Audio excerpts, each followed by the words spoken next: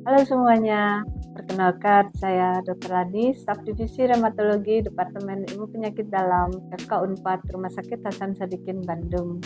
Pada video kali ini saya akan sharing mengenai bagaimana menulis laporan kasus atau case report. Ini pasti merupakan topik yang sangat menarik, terutama bagi kita sebagai klinisi. Seringkali walaupun menemui kasus menarik, banyak yang masih bingung mengenai bagaimana menulisnya. Seperti apa struktur yang baik agar bisa mengemasnya dengan menarik dan layak dipublikasikan.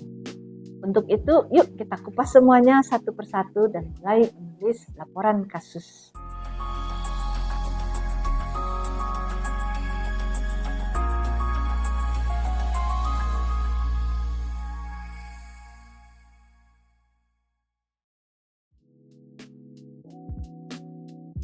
Kita akan mulai video ini dengan contoh sebuah kasus. Ada seorang pasien laki-laki berusia 25 tahun datang ke kami dengan nyeri di betis, punggung, pinggang, dan panggul, dan lemes sejak 5 tahun. Makin hari makin bertambah nyeri sehingga sulit untuk bangun karena nyerinya. Pasien merasa tinggi badannya menjadi semakin pendek. Pasien dikonsulkan ke kami dengan ankylosing spondylitis karena akan dilakukan operasi pada hip kanannya. Dari hasil MRI terdapat sacroiliac joint yang sudah menyatu dan ada artritis pada hip jointnya. Sementara tidak ada tanda-tanda radang, bengkak, atau hangat di sendi-sendi yang lain. Nyeri tidak membaik dengan obat-obat anti radang non-steroid. Hasil laboratorium menunjukkan CRP kuantitatif normal, anti-CCP normal, rheumatoid factor, HLA-B27 juga negatif, dan ronsen terdapat fraktur kompresi. Dari densitometri didapatkan ada osteoporosis berat dengan kalsium normal, fosfor rendah, alkali fosfat rendah, namun paratiroid hormonnya normal. Nah, ternyata pasien ini adalah akibat dari tumor yang terdapat pada telapak kakinya yang menyebabkan osteomalacia. Setelah tumornya diangkat, pasien kembali normal walaupun tulangnya tidak kembali normal seperti semula. Nah, paper ini ternyata layak dipublish dan kita lihat bahwa sudah publish di Lancet. Kita tahu Lancet adalah salah satu jurnal terkemuka di dunia dengan impact factor yang sangat tinggi. Nah, sebagai klinisi, kita pasti memiliki kasus yang dapat ditulis dan dapat dipublikasikan. Jadi saat kita mendapat sebuah kasus dan berencana untuk menulisnya, kita harus bisa menjawab mengapa kasus ini perlu dilaporkan.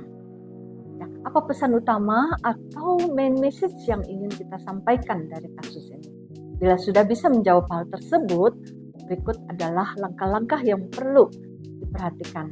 Step pertama, identifikasi kategori dari kasus yang akan ditulis. Apakah kasusnya unik atau kasus langka? Adakah hubungan antara penyakit dan gejala yang unik? Atau kejadian tak terduga selama observasi atau perawatan pasien, ya, atau ada temuan yang memberikan pandangan baru tentang kemungkinan atau genesis suatu penyakit, atau pendekatan terapi yang unik. Nah, setelah teridentifikasi, selanjutnya di step kedua, cari dan pilih jurnal yang cocok. Contohnya, presentasi cedera yang tidak biasa kita submit ke jurnal trauma, karena setiap jurnal memiliki aturan yang berbeda. Seperti contohnya British Medical Journal tidak menerima laporan kasus, tetapi hanya lesson of the week. Dan International Journal of Rheumatic Disease hanya menerima kasus grand round. Nah, setelah kita tahu, maka step berikutnya adalah menyusun struktur dari laporan kasus kita. Ini merupakan panduan umum, namun harus tetap disesuaikan dengan format jurnal yang dipilih. Nah, silakan pause, catat atau capture di mana strukturnya seperti ini. Nah, baru berikutnya, step 4, kita mulai menulis. Perlu diingat bahwa laporan kasus adalah cara mengkomunikasikan informasi kepada dunia medis tentang fitur, kondisi, komplikasi, atau intervensi yang langka dengan menerbitkannya di jurnal medis. Maka hal penting yang membuat apakah laporan kasus tersebut layak dipublikasikan adalah setidak-tidaknya memiliki salah satu dari pertanyaan di bawah ini. Menjelaskan ciri-ciri diagnostik yang langka, atau membingungkan, atau baru dari suatu kondisi penyakit. melaporkan tantangan, kontroversi, atau dilema dari suatu terapi, menjelaskan prosedur bedah yang baru, atau melaporkan bagaimana suatu obat dapat memperbaiki prosedur bedah, atau melaporkan kesalahan medis atau kesalahan pengobatan baru, menjelaskan reaksi obat yang merugikan atau yang baru atau yang jarang terjadi, ataupun menjelaskan kegagalan suatu terapi atau kurangnya kemajuan dari suatu terapi. Nah, di samping itu, kita harus mematuhi poin-poin berikut ini, yaitu lakukan penelusuran literatur yang ekstensif, baik menggunakan PubMed, Medline, Ovid, Embase, dan bahkan mesin pencari seperti Google akan memberi banyak informasi yang terkait dengan topik kasus kita. Persempit penelusuran ke topik yang sebenarnya. Jika hasil penelusuran menghasilkan sangat sedikit laporan atau data, itu berarti bahwa kasus tersebut jarang, dengan asumsi kita sudah melakukan penelusuran dengan benar.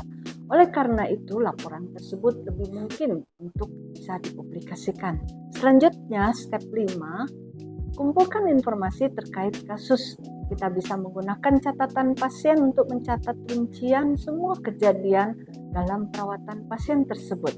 Hal ini meliputi riwayat, temuan, pemeriksaan, hasil investigasi dengan tanggal dan temuan operasi, misalnya jika ada, ya, bersama dengan rincian intervensi dan tindakan lanjut yang sebenarnya. Nah, lengkapi dokumentasi berupa radiografi, foto, laboratorium, dan lain-lain.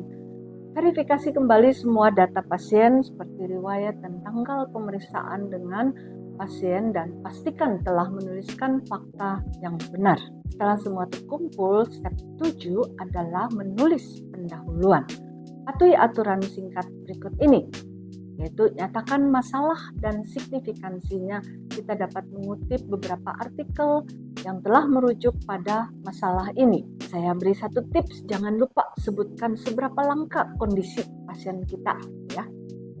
Nah, langkah berikutnya, masukkan data pasien dan deskripsi kasus yang ingin dilaporkan. Karena laporan kasus biasanya berisi tentang satu atau sekelompok pasien, bagian ini memegang peranan yang sangat penting. Dan jangan lupa persetujuan pasien merupakan poin yang sangat krusial dan harus dicantumkan secara wajib. Memperoleh persetujuan dari pasien bukan hanya merupakan praktek medis yang baik, tetapi juga wajib bagi sebagian besar jurnal. Contohnya seperti BMJ yang memiliki formulir persetujuan tersendiri di situs web jurnal tersebut. Nah, kasus biasanya dideskripsikan secara kronologis. Saya bagi tips yang kedua, sertakan hasil pemeriksaan dan tes laboratorium yang relevan, biasanya terutama yang menunjukkan hasil positif. Nah, langkah berikutnya, langkah 9 adalah menuliskan diskusi dan kesimpulan. Diskusi ini ditulis dengan membahas kasus tersebut dari penelitian yang pernah ada ataupun membandingkan dengan sumber literatur yang lain. Nah, tuliskan poin demi poin saat menulis diskusi, jelaskan tujuan pelaporan kasus tersebut, jelaskan apa yang telah ditulis orang lain sebelumnya tentang kondisi tersebut atau fitur terkait lainnya. Saya bagi tips yang ketiga, bersikaplah murah hati dalam mengutip literatur, tapi jangan sertakan detail yang tidak perlu. Hal terpenting yang perlu diperhatikan adalah bahwa reviewer Anda menginginkan bukti kelangkaan kondisi tersebut dan penjelasan ilmiah. Contoh, jawab pertanyaan berikut di bagian diskusi. Jelaskan penyebab kondisi tersebut atau mengapa prosedur atau fitur tersebut dipilih. Bagaimana hal itu mempengaruhi hasil, apa bedanya dengan yang biasanya, dan apa rekomendasi Anda. Apakah ada pelajaran yang bisa dipetik dari kasus ini? Dan kesimpulan, tidak selalu diperlukan dalam laporan kasus, tetapi jika diperlukan, rangkum dalam beberapa kalimat. Nah, langkah terakhir yang ke-10, menuliskan referensi dan formatan lainnya. Sesuaikan dengan format yang diinginkan oleh jurnal dan bagian referensi. Sangatlah penting. Patuhi gaya, contohnya Vancouver, Harvard, dan lain-lain yang dibutuhkan oleh jurnal yang akan disubmit. Dan terakhir, untuk mendapatkan atensi yang baik dari reviewer maupun pembaca, jangan lupa pilihlah judul yang seksi namun tetap relevan dengan laporan Anda. Berikut beberapa contoh dari judul yang seksi seperti ini.